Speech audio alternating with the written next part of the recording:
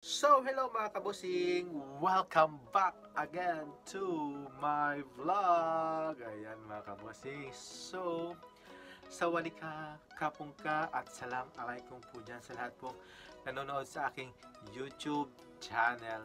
As you can see mga kabusing is pula rin uli yung sinuot ko mga kabusing. At syempre yung pag-uusapan natin ngayon is yung si Lloyd Figueras mga kabusing na maglalaban na next month mga kabosing sa Bali, Indonesia mga kabosing.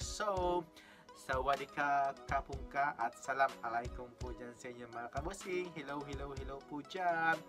At sa mga hindi pa po nakasubscribe dyan, subscribe po kayo sa aking YouTube channel. Intro muna tayo.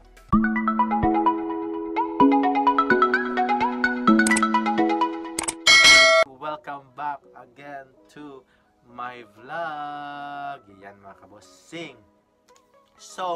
Nung last year nga mga kabosing, kinoronahan na si Lloyd Figueras bilang isang Mr. Teenage Universe Philippines mga kabosing, na kung saan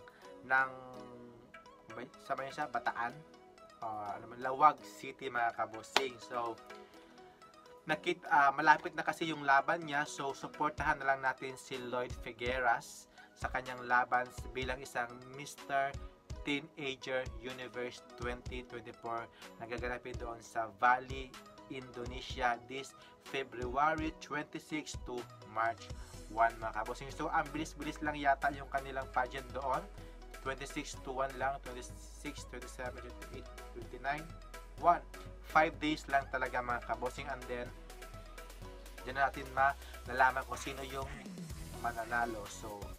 As you can see mga kabosing, sa pictures ni Lloyd Figueras is may improvement talaga sa kanya when it comes sa kanyang body at saka sa kanyang face mga kabosing. Kasi nung una talagang sumali siya sa Mr. of Philippines yata mga kabosing, ba talaga ako nagwampuhan sa kanya. Saka siya talaga yung type ko talaga doon sa most of 5 napabilang siya sa aking top 5 si Lloyd Figueras talaga mga kabosing. Sa top 6 siya sa akin. Nag-improve talaga yung kanyang when it comes sa kanyang body at saka sa kanyang face mga kabosing si Lloyd Figueras, kasi super guwapo talaga ni Lloyd Figueras. Kahit hindi siya masyadong mag-smile, parang may emote din siya nalalaman, diba, si Lloyd Figueras sa kanya. Ayan. Kasi magaling talaga, at syempre kakaiba yung kanyang itsura ni Lloyd Figueras mga kabosing. Kasi I think pag ilaban siya doon sa international, at least manghibabaw talaga yung kanyang face, kasi may dimple siya na malaki dito. Tsaka I think kung ihahambing siya at saka kanya sila doon sa bawat kandidata, is para sa akin is manghihibabaw talaga yung kanyang kagwapuhan ni Lloyd Figueras sa kanya palang face is approve sa akin. I think pang top 5 siya sa akin mga kabosing. Kasi kahit hindi ko pa nakita yung mga kandidata ng mga Mr. Teenager, is I'm sure na magpipilit ito sa top 5 mga kabosing. What do you think mga kabosing?